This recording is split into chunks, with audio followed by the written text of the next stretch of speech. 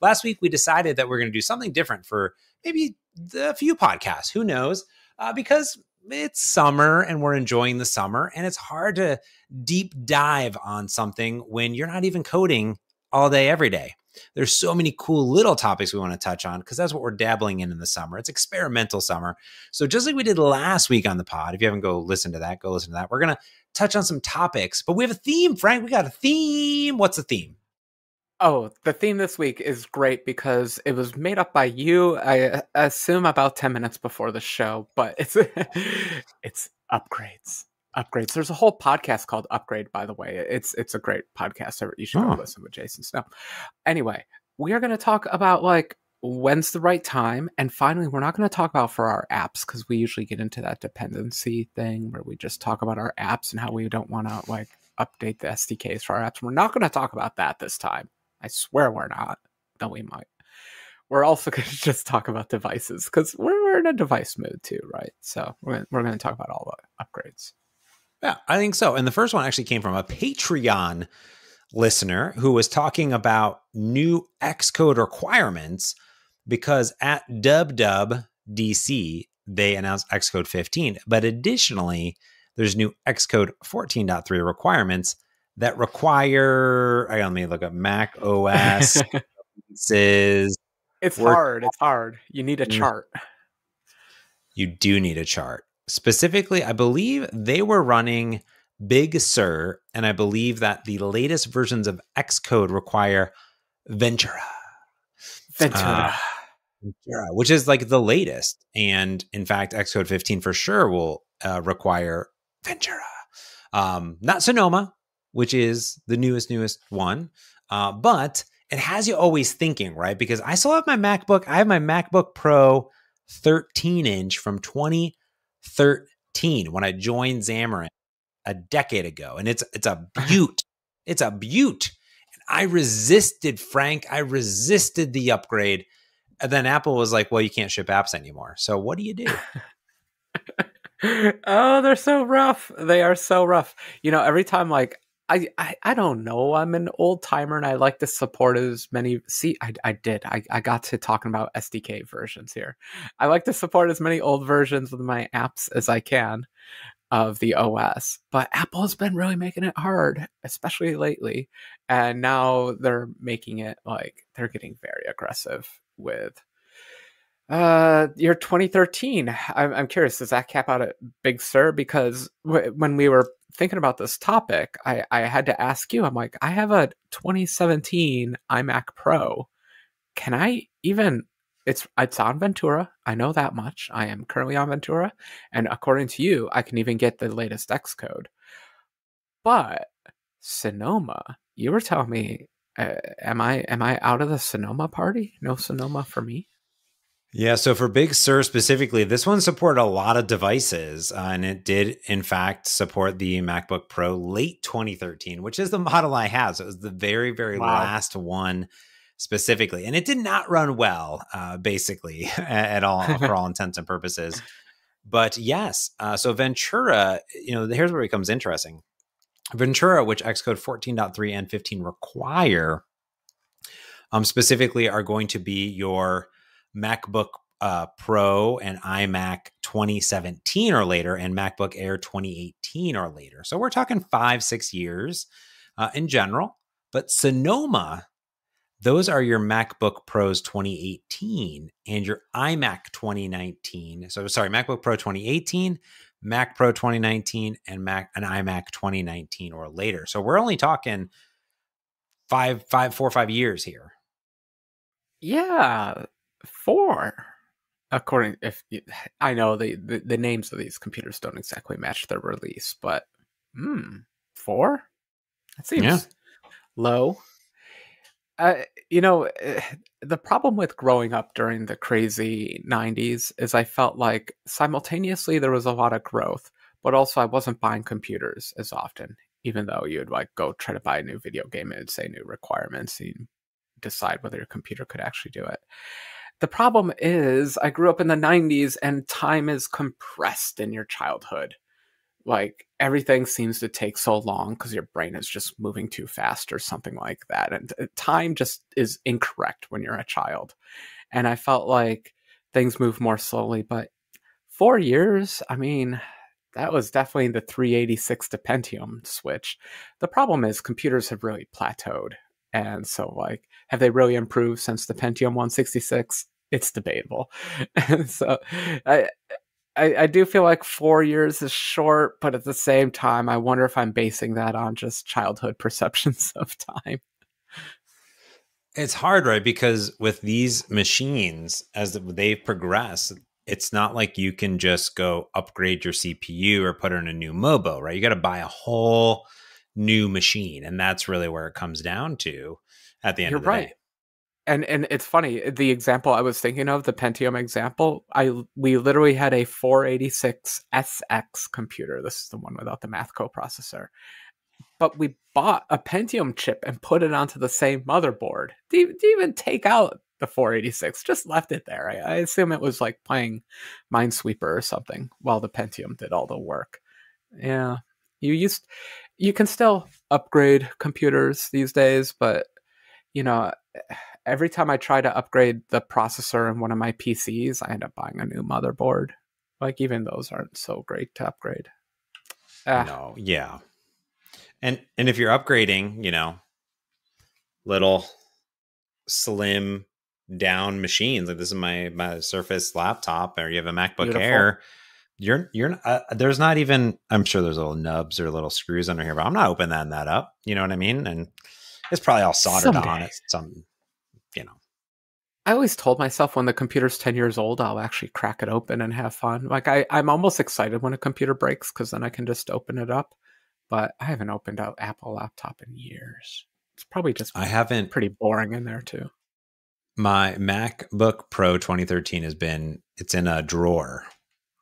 The poor thing. It's just been there for 2 years. I refuse to turn it on, but I'm concerned not to like get rid of it or like donate it or something. I don't know. But yeah. It's tricky. Donation might be okay. Yeah. You have to find a good place. Donation's hard. There aren't many people that do it because it turns out computer donation services are not profitable. So it's hard to find good ones. Apple will take them back. They'll recycle them for free. Even if it's old and they don't give you any money, they'll pay for it to take it back. Recycling, not reuse. It's kind of nice if you can just get it to a kid. Like, then again, you did say you upgraded the operating system and it doesn't run so well. So if it's not running well, then maybe it is better to tear it apart. That's the problem. All right, on to number 2, which you probably won't even have to worry about because I've been doing this on the side, which is one thing that I like about Apple, okay, is that they introduce an API. Okay, StoreKit. Now, Frank, they've added to StoreKit. In fact, there's a StoreKit 2. It's been there. It's hanging out. It's lingering. It's sprinkling its StoreKit dust all over the place. But I haven't touched it yet because it's not required. Who knows when it's going to be required? Maybe it'll never be required. I do not know. But StoreKit 1, they've added on to it. But here's the thing about StoreKit. Let's say that you're making purchases. Things are purchasing. You could continue to purchase the exact same way with the exact same code forever. Nothing changes. It's the same stuff. Now they've added new APIs, so you can get additional information. You can do stuff. There's new ways of gathering information and new subscriptions that they've evolved. Android,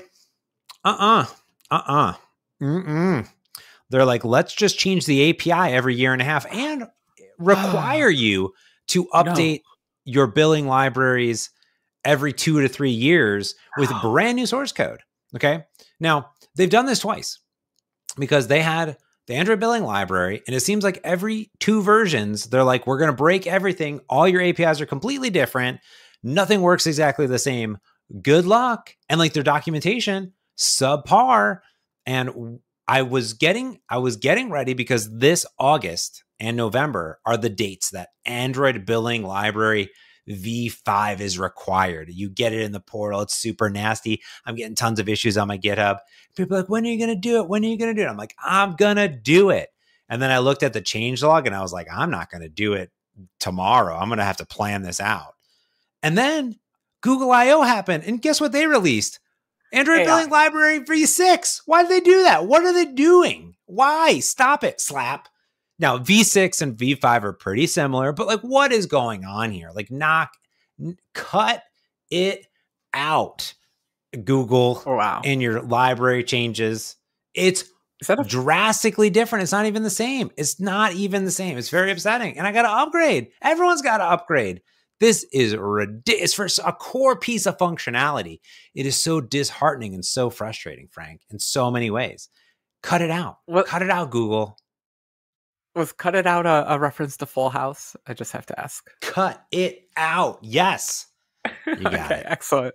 Just want to make sure. Reference acknowledged and all that kind of good stuff. This is the same company that releases 8,000 support libraries and then broke how the support library system works and now releases double the number of support libraries because they're like, well, 8,000 libraries isn't enough. What if we release 16,000 libraries? And what if at Android X we break them? That company you're saying just arbitrarily breaks APIs that talk to their arbitrary store API service? A shopping cart? Can we just call it a shopping cart? Because that's what it is.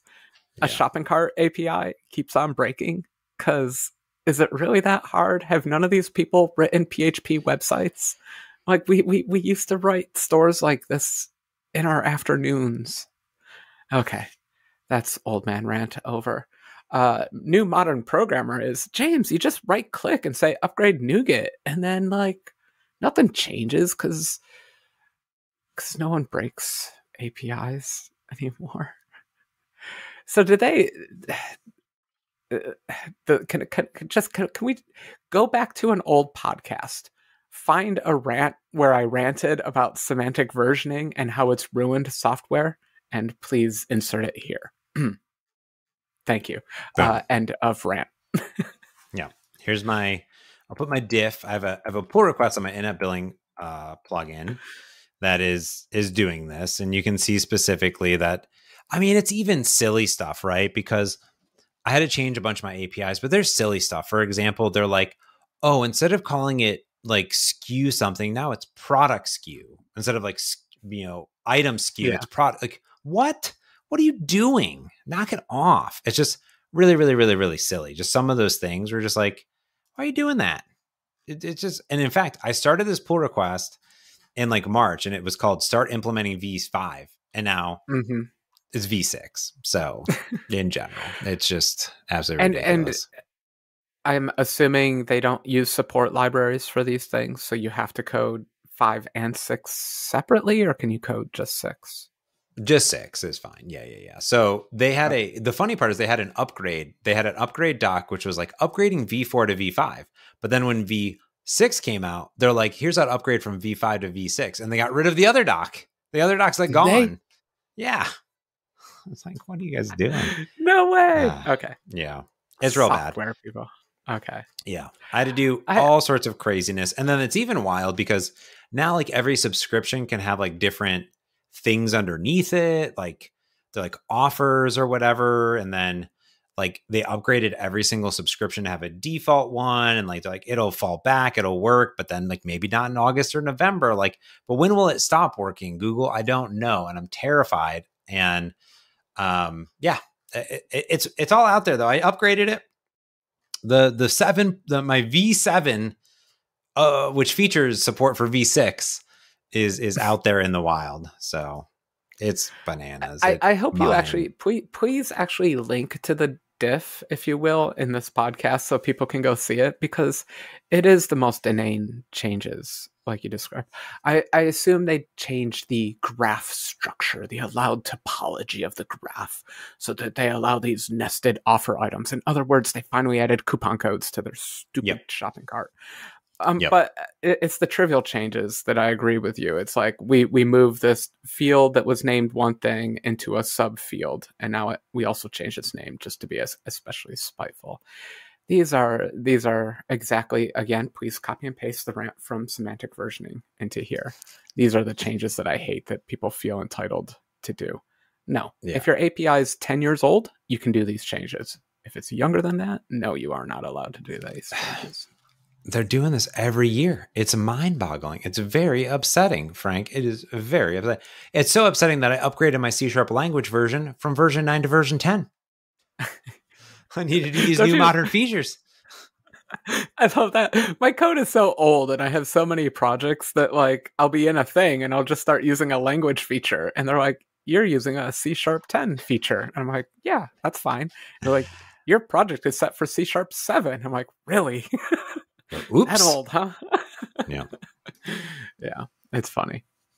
Anyways, rant done. All right, new thing. Let's talk about the new hotness because everyone's all about the tap to pay, Frank. And people around the world beside America have been tapping to paying forever. And people are paying with their phones. Did you know you could pay? You could tap with your phone. Boom. In fact, when I go to the ATM, the Atom, as I like to call them. The Atom? Okay. Yeah, the Atom.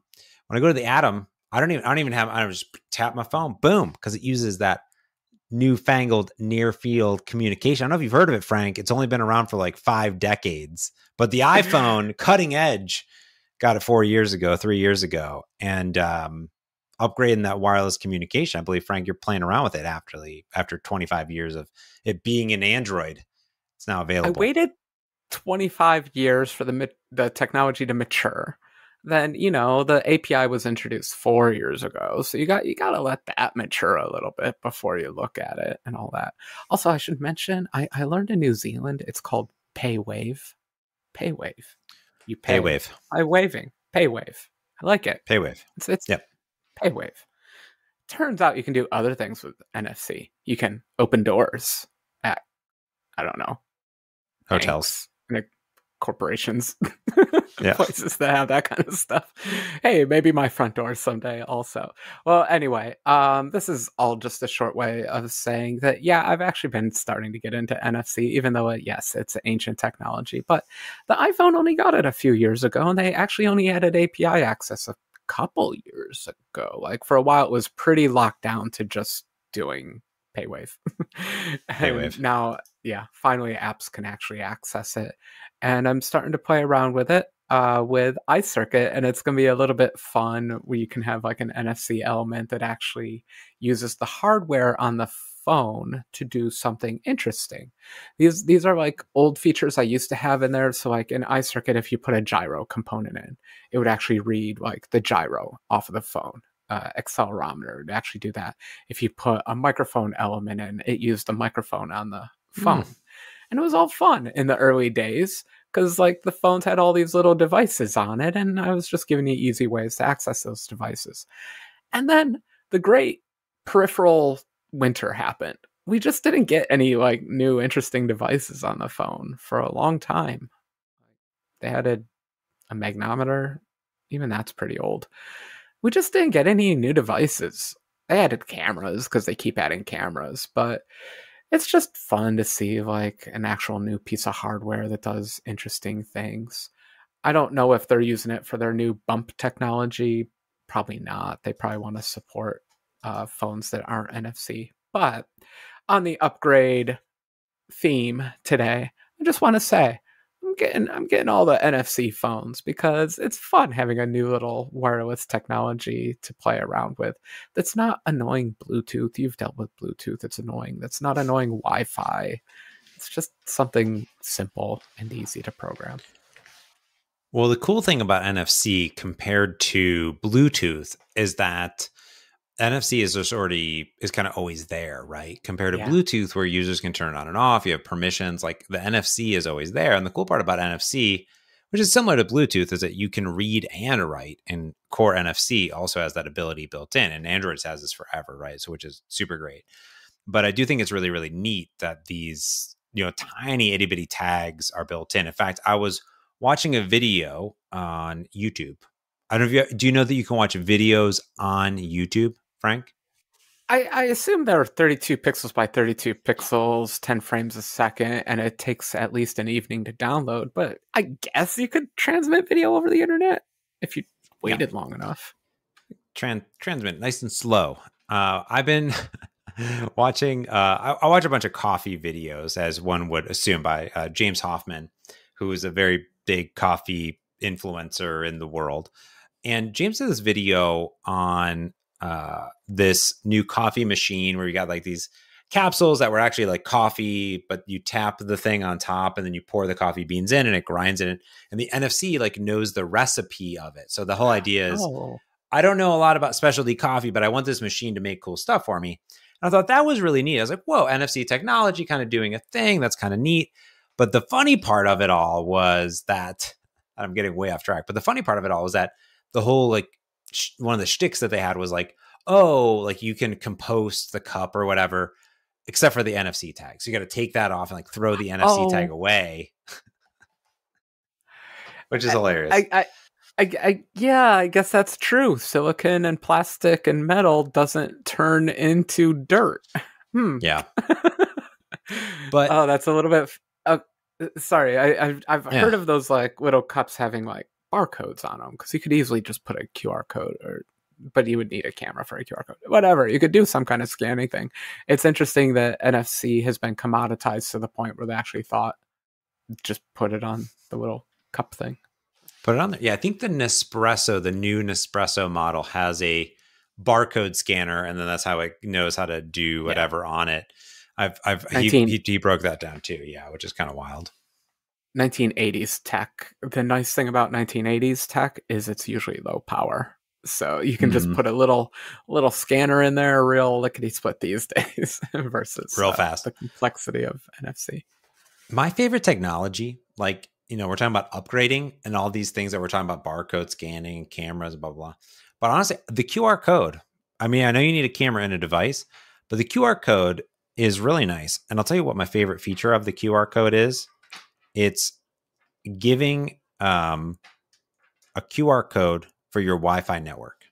Now, every place should have this. Every coffee shop, anything like this, you can go and you can create a QR code and you pull out your iPhone camera. It's like boop, boop, boop, boop. And you can put the SSID and the password, everything in there. Boom, you're good to go. Why type anything anymore? Doesn't even need to do it. And then it's brilliant. It's amazing. We're really you do it with NFC too, by the way. NFC, you can do that, by the way. You can also NFCify it and tap to connect or whatever. So both of those are really cool. But just the camera, universal. It's always there. Yeah, absolutely. QR code, good stuff. I have to mention for the Wi-Fi, there's also apps on. So if you have a bunch of Apple devices, they can share passwords through the magic of Apple, whatever. It's cool. But if you have a friend with an Android device, you're like, oh no, how do we share the Wi-Fi? And until the two companies ever agree with each other, on Android, you can get cool little apps that just generate that QR code, put it on the screen. And then the iPhone users can just scan the Android code very easily. Nice. I'm sure there's iOS apps that do the opposite. Yeah. Just a little hack for your QR codes. But yeah, absolutely. Everyone, I did a lot of Airbnbs recently. They all should do that. They should all do that. Yeah. Makes so much sense. Okay, let's get on to the next topic, because this kind of has everything to do with coding, machine learning models, gaming, so much more. Now, Frank, I am rocking a GeForce GTX 980. Oh, do they? Is that from the 80s? Or is that from the 1990s? When did they make that video card? 9 series is 2014. How's that? Okay, it's not that old. Okay, it's more than 4 years though, so it's not Apple approved. This is a topic I wanted to talk about because I like to buy GPUs. Used to be because I was into graphics, and now it's because I'm into neural networks. Either way, I keep finding myself in need of buying very expensive GPUs. And I was excited. I just had to tell you before the show. I'm like, James, did you know that GPUs are actually cheap now? Like, we went through this terrible point in time. I think it was Bitcoin based, and I don't know what else people are using GPUs for, but GPUs were expensive. They were super overpriced. You couldn't get them. They were all sold out. They were selling for over retail. Who buys anything for retail, namely? And over retail, you got to be insane. And so we are in a final place where you can finally afford to upgrade your video cards again, vaguely. And I thought, A, that's exciting. That's why I wanted to pick this topic. And then B, I have some sad news about it. But how do you feel about the GPUs being affordable situation? Well, that excites me. I mean, I still need to, I upgraded everything to Windows 11 recently, and I probably need to upgrade. I probably need to build a whole new computer, to be honest with you. But my machine's working great. I don't really play a lot of games. I don't do a lot of machine learning. So my 980 from whenever was a high end card. It wasn't a TI, but it was up there. Yeah. I feel good about life. Like, I really feel like I don't really need to. I don't think I need to upgrade at all. I think for the next 10 years, I'm going to keep this card going. How do you feel about that? Okay. 10's pushing it. Eventually, like, I mean, do you run the latest DirectX on there? Can it do that? No. Yeah, you're really pushing it. Windows 12 may not support you. We'll see. Actually, Microsoft is fantastic about that kind of support. It'll support you, but whether the video games do or not, that's a whole different question.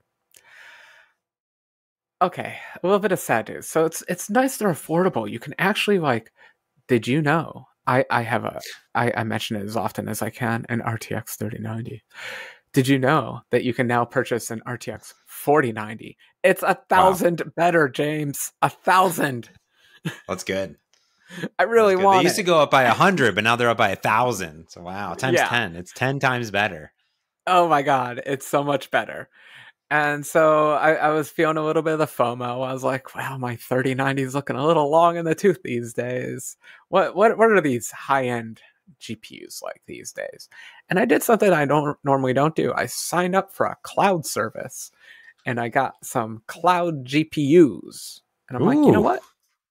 I'm going to be a engineer/scientist, and I'm going to actually take neural networks that I personally use, that I want to use on these video cards, and just spend some dollars, see how they run. Yeah. Just for science, right?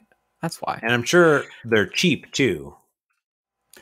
They're rough. So the one I chose, and there's Azure ones, but just for simplicity, I chose Google Colab. And they have a thing where for $10 a month, you get 100 compute hours. However, I learned in retrospect, a compute hour is not what we humans think of as an hour. Oh. It is a marketing ploy. What they really do is multiply a bunch of random numbers together to compute great. your compute hours per second. Oh, fantastic. That sounds good. Yeah. So I really wish they would just call them what they are, computer tokens, and be like, I get 100 tokens a month, but God, just grow up, Google. Call it a token or stop playing this hour game. Anyway, the nice thing is they have a drop-down dialog and you can choose your GPU, blah, blah, blah. So there's this other video card, James, the A100. I've always wanted an A100. All the is cool it AMD people. Or is that NVIDIA? What is it? It's still NVIDIA. NVIDIA has such monopoly in this case. So good. It's all NVIDIA. Yeah. People make custom hardware, and I hear that custom hardware is good. They do have TPUs on Google, but it's all NVIDIA. So I ran my neural network on a $14,000 video card. That's what an A100 is. That's eBay prices too. Oof. Who knows? Man, during the Bitcoin stuff, that might have been a $30,000 video card. Wow. I ran my neural network on there, and it was 20% faster than on my 3090 RTX. So I was a bit disappointed. Full disclosure, there's probably like ways you could take advantage of the video card better and all that stuff, but that's not what I'm looking for. I'm like, I have a piece of software I want that software to run faster. I'm willing to spend dollars to make that software go faster because I'm not smart enough to make my own software faster. And I was greatly disappointed that even if I spent $14,000, I would only get a 20% improvement. So in this episode of upgrades, I want to tell you about an upgrade I'm not doing. I'm not upgrading my GPU. Science has taught me that there's absolutely no reason to upgrade my GPU. If anything, my GPU is old. You can get it for $1,100 now. I might just buy a couple more of them because they're cheap now. And, just double down. So reasons to not upgrade. Well, I'm surprised that you can even find them actually, because with the AI infusion, now really the GPUs are going into data centers, and actually the most recent NVIDIA, quarterly report or whatever, their stock is like, you want to see a up and to the right. Whoa, boy, that's just wild. It's bananas. Well, It's like 185% this year or something like that. that's the interesting difference. So during the Bitcoin era, let's call it whatever, you know what I'm saying, cryptocurrency craze. Yeah. Consumer grade hardware, you could make money on consumer grade hardware. There was an arbitrage situation. If you could afford the hardware, put it in a machine, you could make dollar bills. There was a very simple thing. The problem is all these big networks, all your GPT-4s and your co-pilots and all that stuff cannot be trained on consumer grade hardware. The A100 that I mentioned, that is a server class chip that you don't even run on one A100, you run on 100 A100s or 1,000 A100s, and you pool their memory together and you pool their compute together. There is a staggering orders of magnitude power difference in what the consumer stuff can do versus what these big, proper, scary AI models need. And that disconnect is becoming bigger, which is sad. You want there to be a middle ground. You want stuff to happen on the consumer stuff. And we'll still find where that is, but we've definitely created a big schism right now. Yeah, it's super fascinating because I don't even know what I would buy going into it because my 980 is good. I do. Well, the interesting part too is when I play games, I don't really install PC games anymore. I use the Xbox game streaming stuff. So all my all my GPUing is happening in the cloud. Talking about renting renting GPUs. I mean, Forza Horizon is looking beautiful. And my computer can't render any of it. You know what I mean? But it's running butter smooth 60 frames per second. It's impressive. Right. I'm just assuming you don't have what I call island internet. So with island internet, I don't believe I could get quite the 60 frames per second. Well, talking about island internet, let's talk about this because for our final topic today, Frank recently moved to an island, and Frank recently upgraded to Starlink. Now he has the RV edition, which means that we use Zencaster to record these things. So if you're doing audio or you're doing video, the only thing that would really happen is that maybe there's a delay between me and Frank, so we'd be talking over each other. Now, we've been podcasting for 375 billion episodes, so we're pretty good at looking at each other and figuring out when we're talking. But when we do video, like things are uploading in real time, things are happening. So he's very pixelated to me right now. But for you, if you're watching on my YouTube, it's very crystal clear. So you've been using Starlink for like 6, 7, 8 months now. What is the review and what are you going to do? Is it worth it? What's the breakdown when you were upgrading the internets on the island? Right. Okay. So quickest Starlink review ever. I gotta say, I am blown away and very pleased with the service. That is Frank's review. That's what I want etched into my tombstone. Frank approves of Starlink. That's on my tombstone. Yeah. But with that, can I put 8 billion stars and caveats? Okay. So all that is true relative to I live on an island and the only internet access the one most people have that is guaranteed to be available is telephone DSL. Old tech. It's very slow. Sadly, they could probably do some upgrades. They could probably make it faster, but they haven't done the upgrades and it's not faster.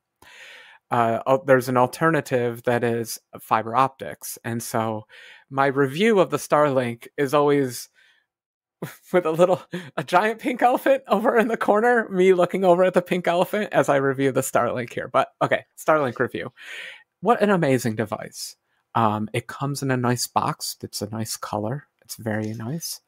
You pull this very heavy thing. It was way heavier than I thought it was going to be out, and you stand it up, and it has this little stand, and you stand it up, and it's like, plug me in. You're like, what do I do? And it's just like, plug me in. So you plug it in and you download the app, and the app is really responsive and really nice. And it's like, I found you a Starlink, and it's connecting and it's trying to find some stars. And you're like, great.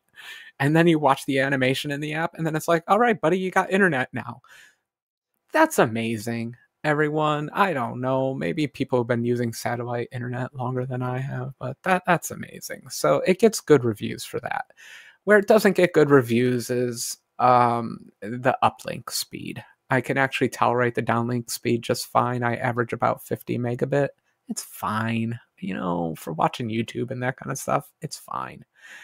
Downloading Xcode, it's a little bit annoying, but it's fine. What really kills me is the upload speeds when I'm trying to Twitch stream, or when we record this show, or when I try to upload a neural network to Hugging Face. Then I really feel the pain and suffering of the upload speed. But I want to say, as a service, amazing. App, amazing. Hardware, amazing. Download speed, okay. Upload speed, not good enough. That makes sense. I think that's been my main problem. It's ever since I moved out of an apartment that had, gig up, gig down, basically, whatever the fiber was. It's always just amazing, and it just works brilliantly. So I totally get it. Well, it's good to know. And so you're going to be getting new internet. What's going to happen now?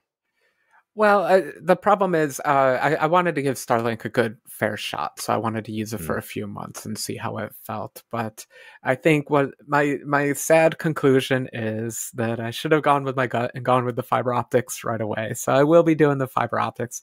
The problem is I dragged my heels on it, and now it's summertime, and they got to do construction. They got to dig holes and put glass inside holes, inside dirt, inside air. I don't know. It's complicated. They got to do that, and then wires got to come to my house, and then a wire has to get from there to my computer. Do you just jam the fiber optic into the back of the iMac? Is there a fiber optic port? So I assume I got to buy some more networking equipment. So it's just a whole project, and I stink at projects. So that's all to say. Thank goodness the Starlink is okay, because it's going to take me a while to upgrade my internet, but I will.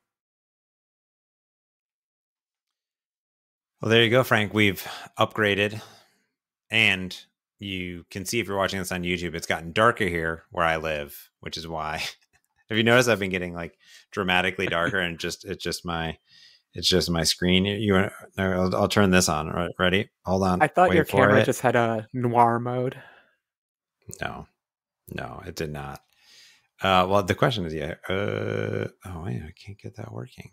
I thought I was going to get my. Can I get both of my? I changed all my internet because I upgraded my internet Wi-Fi, and then now it's just I can't find half of your. Everything is so isolated that it can't find half of the Wi-Fi devices anymore. You know what I mean? Security. It's for your safety. If those devices could talk to each other, God knows what they would say to each other. Can only find one now. Come on, Elgato. I give up. I do enjoy watching your background shift. All right. Well, Frank, I think that's going to do it for this podcast. And if y'all want to write in and you have topics of upgrading or other things that you're interested in, write to us, mergeconflict.fm. There's a contact button. You can hit us up on Twitter, on Mastodon, on Patreon, on YouTube, on anything. If you do like this podcast, feel free to share it with a friend. Be like, hey, check out this podcast that I'm listening to. You can rate and review on platforms that support rating and reviewing. And if it doesn't support rating and reviewing, you can just rate and review us by sending us a tweet together at MergeConflict.fm or at Proclaim at James Montemagno. That's going to do it for this week's Merge Conflict. So until next time, I'm James Montemagno. And I'm Frank Kruger. Thanks for watching and listening. Peace.